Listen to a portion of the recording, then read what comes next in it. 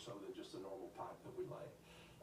Also, on each side of the lake, there's automated valves that if in the very, very unlikely situation that there were to be a leak, our control room shuts down the pipe, encapsulates that small section that could be in peril.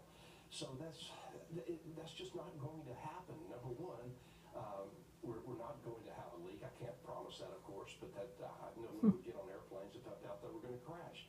And number two, there's no way there will be any crude to contaminate their water supply. They're 70 miles downstream.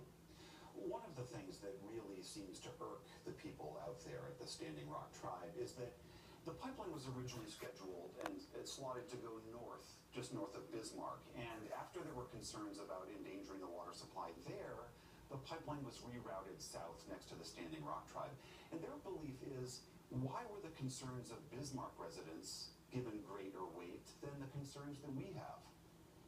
Well, they certainly were not by Energy Transfer Partners. We're vulnerable to these routings too. The Army Corps of Engineers weighs in heavily. They ask for input from all concerned.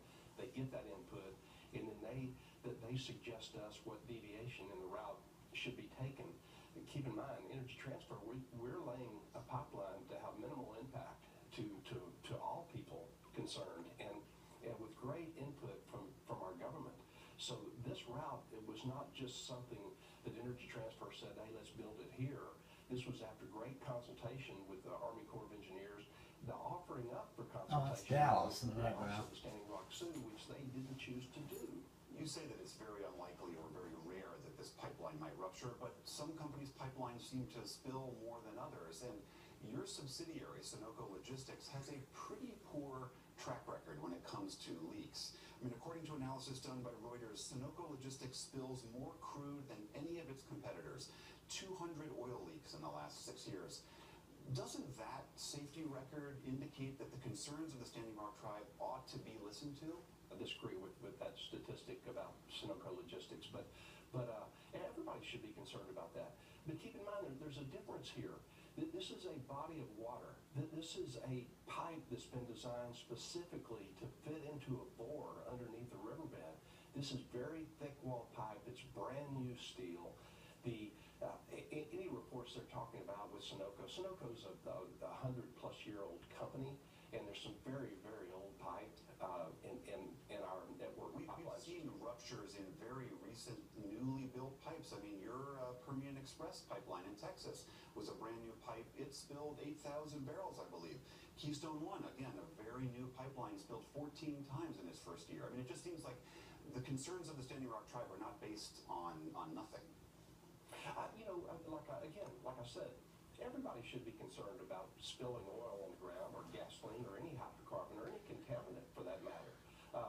Energy Transfer is doing the very best we can. We're complying with all the laws, all the rules, and we're over-designing. This pipeline is being built to safety standards that far exceed what the government requires us to do. And I just think the likelihood of a spill into Lake Oahe is just extremely remote. What about the other concern that the tribe brings up, that the construction of this pipeline is damaging sacred sites of theirs? Your bulldozers have already damaged it there. They also are very upset with the fact that your company apparently discovered historical artifacts and dragged your feet, according to them, in reporting it to authorities. Those are just lies. They're complete lies. No basis in fact.